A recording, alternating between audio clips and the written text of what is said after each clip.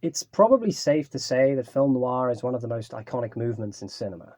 Not so much a genre as it is a style or tradition, film noir is defined by post-war disillusionment, high contrast lighting, realism, and hard-boiled narratives that typically revolve around some kind of criminal element. Its heroes are morally ambiguous and its narratives are labyrinthine. While it is difficult to boil film noir down to a bunch of core elements, the fact is that we all know a film noir when we see one. As iconic as the style might be, it sort of fizzled out as quickly as it appeared. In fact, the subset of cinema which we would come to call film noir would already have been and gone before the term was even created. After all, it wasn't until a slew of French critics retroactively defined movies like The Maltese Falcon or The Killers as film noir that the style would actually be acknowledged in scholarship. If we fast forward to the late 60s and the early 70s, a new breed of noir cinema was beginning to emerge. The French Connection, The Long Goodbye, Serpico, Chinatown, Dog Day Afternoon. Films like these would come to be known as neo-noir, and they really are neo-noir, as in they're new, and not just in the sense that there's a pretty substantial time difference.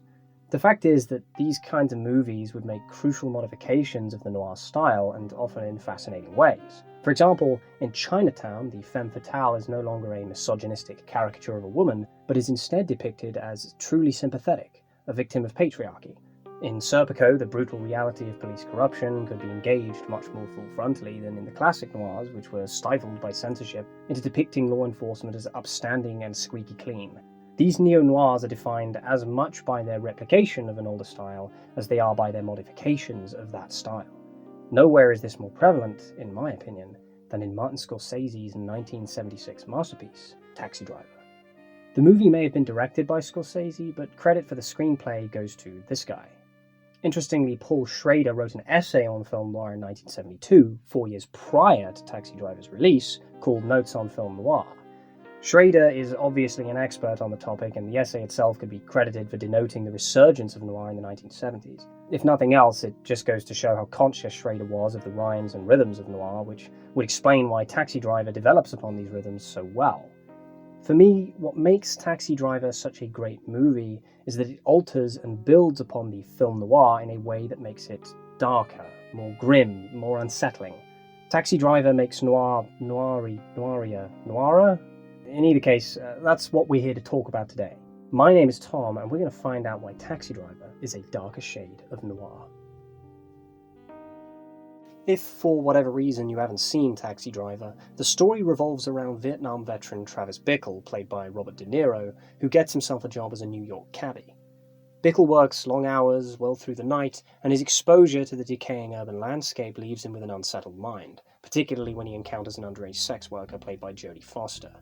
Add insomnia and social isolation to the mix, and you've got yourself a recipe for vigilante violence.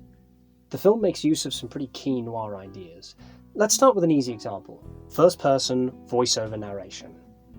The first-personal voiceover is a noir trope so ingrained in our collective consciousness that it's a go-to cliché for parodies. From the tale of X49 and Samurai Jack to BMO Noir and Root Beer Guy in Adventure Time, this style of narration has easily become a surface-level signifier for a noir sensibility. If we consider the industrial background of film noir, the first-personal narration makes perfect sense. A lot of the trope-defining noir movies were based on the hard-boiled novels from Raymond Chandler or Dashiell Hammett and the like, literature which favoured a first-personal narration. That method of storytelling provided a sort of blueprint when adapting those novels to the screenplay, and then from script to screen. It's a simple and pulpy way to propel the plot forward. Without this same industrial backdrop, Schrader's use of first-personal narration presents itself as a deliberate nod to the noir style of the classical period. Yet the narrative voice itself is very different and considerably more morbid. Rather than serving as a kind of omniscient descriptive monologue that guides us through the narrative, Schrader uses the first-personal narration to give the audience a front-row seat to Bickle's disturbed mind. Since it's presented as Bickle's diary, we're privy to all of his off-kilter little idiosyncrasies, like his unsettling fixation on Sybil Shepherd's Betsy. They cannot touch her. But we cannot consider this narrative style in a vacuum because a character's internal monologue is constantly set against the backdrop of their external behaviour. In the traditional film noir, for example, the voiceover gives us a sense that the character is emotionally insular since their monologue is internal, but never at the expense of their charisma or their sociability. Let's take a look at the use of first-person narration in a classic noir and see how it works hand in hand with the narrator's behaviour. The beer on the Only that music from the movie next door kept jarring me awake. And then I saw her, coming out of the sun. In this case, Robert Mitchum's performance as Jeff Bailey just screams suave and composed. We see him navigate a flirtatious encounter, which ascribes him a sense of control, and giving him a first-personal voiceover likewise puts him in control of the narrative. My name is Jeff Markham, and I haven't talked to anybody who hasn't tried to sell me something for 10 days. I could go down to the cliff and look at the sea like a good tourist, but it's no good if there isn't somebody you can turn to and say, "Nice view, huh?" It gets too lonely. There's a little cantina down the street called Pablo's. I sometimes go there.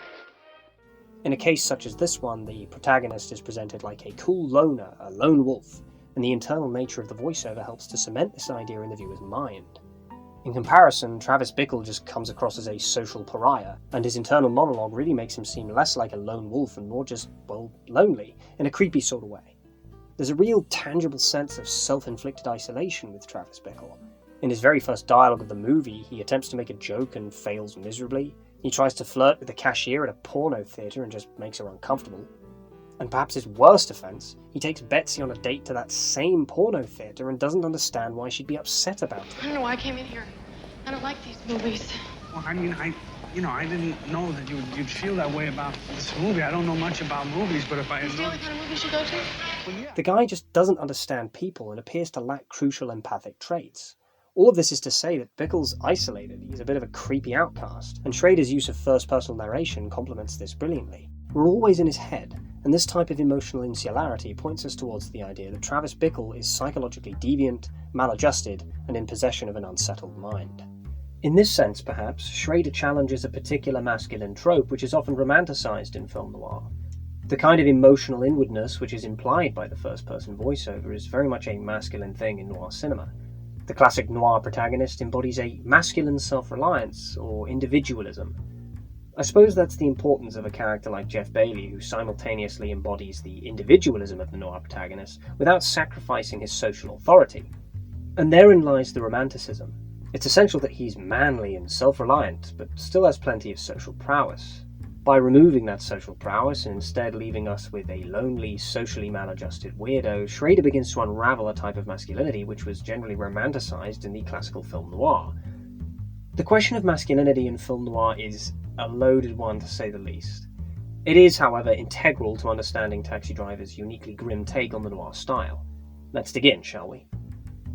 In an interview with Roger Ebert, Martin Scorsese described Taxi Driver as feminist. In his words, the movie shows the kinds of problems some men have bouncing back and forth between goddesses and whores. The film really scrutinizes men who don't know how to approach women on a human level. The fact is that this dichotomy of goddess and whore can actually be traced to the original film noir of the mid-20th century. In order to understand this, we need to consider the socio-historical climate that led to the creation of film noir. The post-war era from which noir cinema emerged was also the backdrop for brewing hostilities between men and women.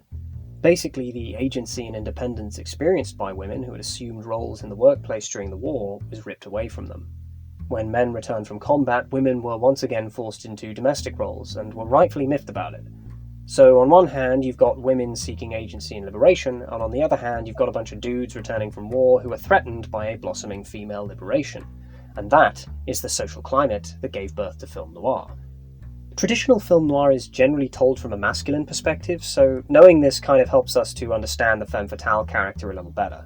The femme fatale is highly sexual, devious, and manipulative, but what you're seeing here is a highly misogynistic attempt to demonize female agency and liberation. You see, women in the classical film noir are usually divided into one of two camps, the goddess and the whore. One is the picture-perfect, ideal stay-at-home wife. She's shiny, she's blonde, and she's domestic, with unwavering loyalty and admiration for her husband. Typically, this character's place in the story is solely as a sort of prop. Look, she made lemonade! On the other hand, you've got the femme fatale. She's dangerous, sexual, independent, but most importantly, she's the villain because she's everything the goddess isn't. A perfect example of this dichotomy would be in Robert Siodmak's The Killers from 1946. In short, you've got Kitty, sexy, devious, and a menace to society, and then you've got Lily, all smiles, conservatively dressed, and she makes lemonade. So the question is this: what exactly does Schrader do with this trope, and how does he add his own brilliant, dark, critical spin to it? In simple terms, his characters resist the definitions of goddess and whore, and in a way that reveals the grotesquerie of the male characters who attempt to pigeonhole them that way. Bickle imagines Betsy as a goddess, hence his fixation upon her and the "they cannot touch her" line in his diary. But when she rejects him and defies his divine perception of her, the dark side of his unhealthy viewpoint boils to the surface. Bickle goes on a threatening, megalomaniacal rant about how she's going to burn in hell, etc, etc. It's really unsettling stuff. But this whole goddess-whore business gets a whole lot darker when we take Iris into account, the underage prostitute played by Jodie Foster. There are a few really core differences between Iris and the stereotypical femme fatale of the classical noir film. Firstly, Iris is unambiguously a victim. She's not some demonized, misogynistic analogue for the dangers of female liberation. She's a victim of circumstance, but more importantly, she's the victim of a domineering patriarchal figure in the form of her pimp, Sport, played by Harvey Keitel. In her very first scene in the film, she's trying to run away from Sport. She's presented as a victim from the offset before we know anything else about her. It's tragic and a grim twist on a character we've seen so many times in noir cinema. More importantly though, the fact that she's 12 years old plays a huge part in how we perceive her character. It needn't be said that her youth exacerbates the grotesquerie of the quote-unquote whore archetype. In sum, Schrader's script takes the whore-goddess dichotomy of the highly masculine noir films of old, and he adds a dark lens that reveals how messed up the dichotomy is, and how wrong Bickle is for dividing them up in such a way. There's a ton to unpack in Taxi Driver as far as gender is concerned, particularly masculinity. And there's no way I could hope to cover it all in this video, but there is one more facet I'd like to discuss, and that's to do with violence. For about 90% of its running time, Taxi Driver is mostly violence-free. But in the brief final stretch of the film, we experience an outburst of brutality which has certainly earned this movie a reputation as one of the grimmest of the 70s noir resurgence. Once again, we can trace the emergent brutality of this art form back to the mid-century film noirs which preceded Taxi Driver, as well as the cruciality of the post-war period. It's often suggested that the violence experienced by men firsthand during World War II was the backdrop for noir cinema taking a turn for the brutal. I think Bord and Shomerton, who wrote a really big early study about film noir, and you should totally go read it because it's great, put it best when they wrote, "Killers have returned from overseas covered in medals." The violence of war essentially offered a distilled experience of masculinity. This would then be given image in the early noir cinema of the 20th century. So, to round it up, violence in film noir isn't just violence. It's an expression of masculinity. In the same way that early noir cinema emerged from World War II, there's a similar connection to be made between the neo-noir movies and the Vietnam War. Bickle is himself a Vietnam veteran, and there's no doubt that his frontline experience intensified his masculinity and heightened his propensity for violence. And let's not beat around the bush here. Bickle engages in some quite shocking moments of savagery. It'd be far too easy to say that Taxi Driver adds a darker tinge to noir brutality just by making it more brutal. And that's not to say it isn't an important facet, but I think there's a lot more going on in Taxi Driver. Broadly speaking, Schrader makes the connection between violence and a particular blend of masculinity so overt that the violence itself becomes an avenue to scrutinise the martial male subjecthood that made it a reality. This is one of the core reasons I chose to describe the movie as a darker shade of noir. It doesn't merely rinse and repeat patterns we've seen before. It really digs in deep and reveals the psychological grotesquerie behind it all. Okay, so this is where it gets a little complicated, but stay with me. The violent bent of the film is really introduced in one simple scene when Travis Bickle meets a man who intends to murder his own wife for cheating on him. The scene is extremely uncomfortable as this psychopathic weirdo details what a Magnum revolver would do to a woman's nether regions upon discharge. There's so much to unpack here. Firstly, there's the obvious phallic imagery of the enormous pistol itself. There's the additional factor that the violence is sexually motivated by the man's cuckoldry. And in many ways, this scene becomes something of a manifesto for how Schrader approaches violence. The sickening content of the scene renders it so uncomfortable that it removes any sense of catharsis from the violence to come. Here is a man who didn't get his way, and someone is going to die for it. But without a doubt, this is the scene that truly inspires Bickle's descent into violent madness. Much like the previous guy, Bickle first plots to commit violence when he's rejected by his romantic interest, Betsy. He attempts to assassinate the senator for whom Betsy works solely because she rejected him. He's got nothing against the senator specifically, it's just his way of expressing his masculinity in a way that he couldn't through sex or romance. I mean, he fails, but it's such an obvious indictment of this kind of gendered behaviour. It's no coincidence as well that the Magnum pistol would be Bickle's primary weapon of choice later on when he begins to contemplate violent action. This tool of savagery is phallic to the point that it's obvious how a man like Bickle feels the need to express his masculinity through violence when he fails to do so through the conquest of sex and romance. And there is something so psychologically disturbing about this whole setup. So what about that final shootout, the scene when it all comes to a head? Yes, it is brutal, but not without reason. The violence enacted by Bickle is so blunt and real that the immorality of his actions becomes obvious to see. Regardless of the fact that his victims are all criminals, Bickle essentially slaughtered a bunch of people because he failed in the conquest of romance. And so the bloodbath we see is his masculine expression. And in the end, all he does is scar Iris for life. As an audience member, you feel no catharsis as you watch this poor girl huddle into a corner out of sheer terror. All you feel is discomfort and the true, savage darkness of film noir's malevolent masculinity. The savagery of Taxi Driver doesn't just begin and end with masculinity, though. Travis Bickle's propensity for violence keys us into another aspect of film noir, which Taxi Driver tinges yet again with a darker hue. The aspect in question is called the uncanny, and this one might take a bit of explaining. Before we dig in, there's one obvious question which needs to be addressed. What is the uncanny, and what does it entail? The uncanny is a particular kind of terror which arises from an internal conflict of self and other. This other can be anything that we fear or which causes us discomfort, and the experience of the uncanny comes from our forced identification with the other. The uncanny isn't something external, alien, or unknown, but something strangely familiar which defeats our efforts to separate ourselves from it. We fear this unnamed other, but we identify with it at the same time. The self and the other are forced into a close relationship, and the resulting experience is the uncanny. So now the question is, how is this relevant to film noir, and how is this relevant to Taxi Driver specifically? In film noir, the uncanny is all to do with morality. Noir cinema shows that the moral goodness which we would all hope to uphold is the self.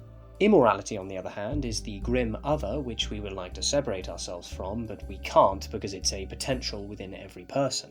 This is embodied through the noir protagonist.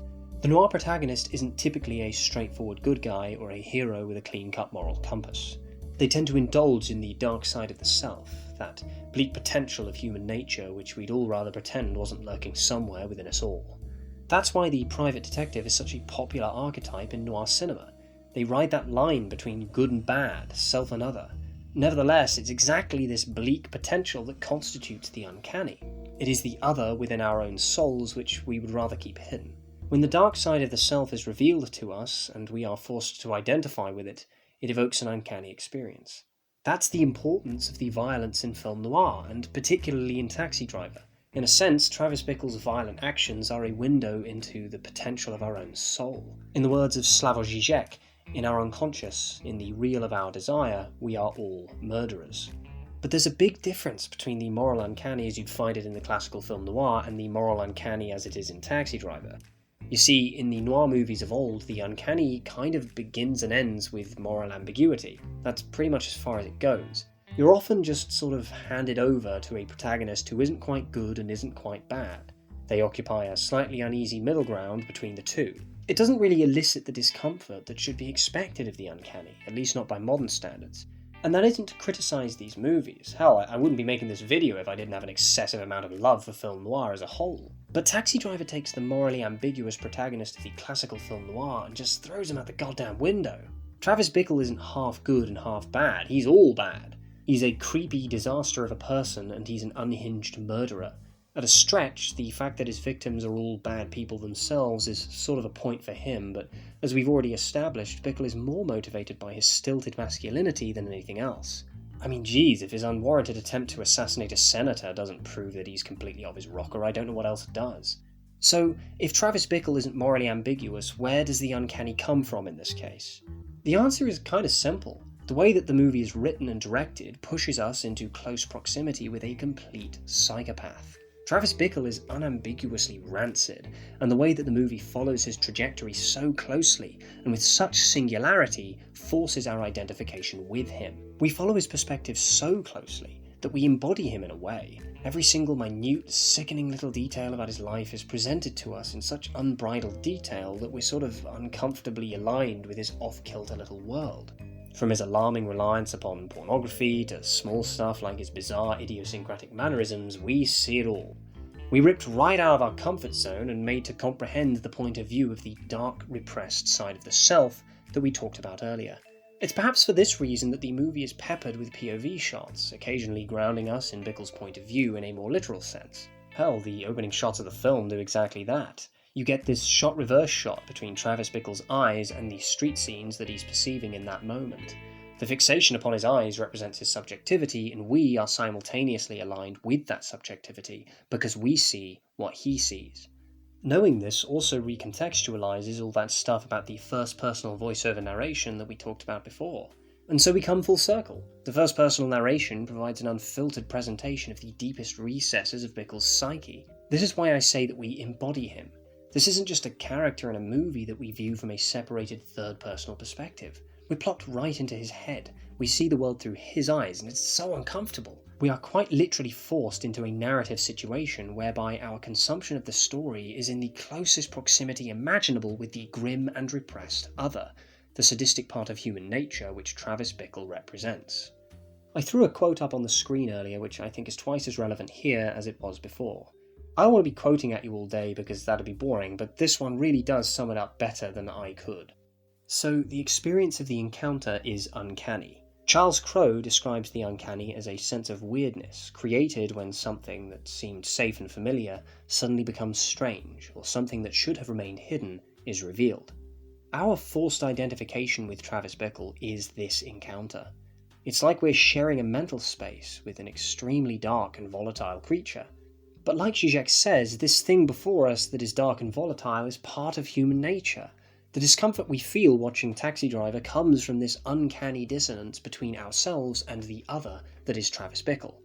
And so the uncanny, as it is seen in Taxi Driver, achieves a level of darkness far beyond that of the classical noir. Hell, it may just be the most uncomfortable noir film ever made for that reason alone, but that's not for me to say. What I can say is that this uncanny experience is the epitome of Taxi Driver's dark spin on the noir style. And so there you have it. Taxi Driver is a dense movie, and there's surely a lot more to be said about it. Even as far as this video is concerned, there's probably plenty that I just wasn't smart enough to unpack.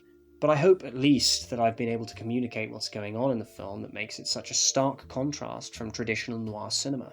Decades on, and I've yet to encounter another movie that so explicitly references the rhythms of film noir while taking them in a new and unsettling direction. Simply put, Taxi Driver truly is a darker shade of noir. Thanks for watching, everyone. I'm new to YouTube, but I hope to make much more content like this in the future. If you enjoyed, please like and subscribe, and don't be afraid to comment if you have anything you'd like to add to the ideas I presented in the video. Hell, even if you disagree with literally everything I just said, I'd still love to hear your thoughts, or read your thoughts. I guess it'd be read your thoughts, because it's the comments. That's weird. In either case, I share this channel with my buddy Green Ornstein, who's making video game related content, so be sure to check his stuff out. I've put links to our social media stuff down in the description below, so check that out if it strikes your fancy. Till next time, guys.